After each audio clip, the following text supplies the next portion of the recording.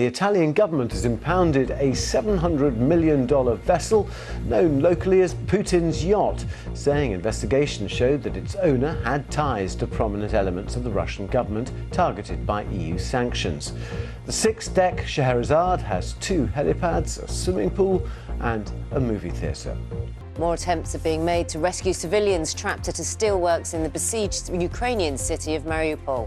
50 people were taken out of the city yesterday. And efforts are underway this morning to rescue more people from the steelworks in the besieged Ukrainian port of Mariupol. Around 200 civilians are still believed to be trapped there, along with the city's last Ukrainian soldiers. Let's talk to our correspondent Joe Inwood, who's in Lviv in the west of the country. Joe, this is an evacuation that we've been keeping a very, very close eye on. What's the latest in that sense? So yesterday we saw about 50 civilians get out of the steel plant. We don't know exactly how many are around, but maybe previous estimates were 200, so we assume there are at least over 100 people still trapped.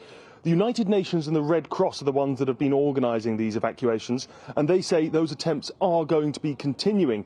It is worth pointing out this is clearly a dangerous activity. There was reports yesterday that the Russians breached the ceasefire and attacked, using an anti-tank weapon, a vehicle not containing Red Cross or UN staff, but containing Ukrainian soldiers that were taking part in the evacuation. So that suggestion of a sort of breach of trust is going to make this more difficult, but the UN, the Red Cross say they're going to continue trying to do it and continue trying to get those civilians to safety.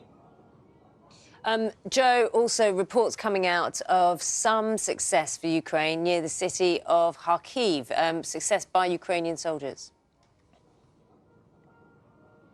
Yeah, absolutely. It's worth just telling people about Kharkiv. It's the second city of Ukraine. It's on the north, just to the it's not in the Donbas, but it's just to the west of it. But it is crucial. It's an important strategic town, and it's been under heavy, heavy bombardment since the start of the war. The lines between the Russians and the Ukrainians are just to the northeast of the city, and it seems that they are moving in the directions that the Ukrainians are trying to advance. They're pushing the Russians back.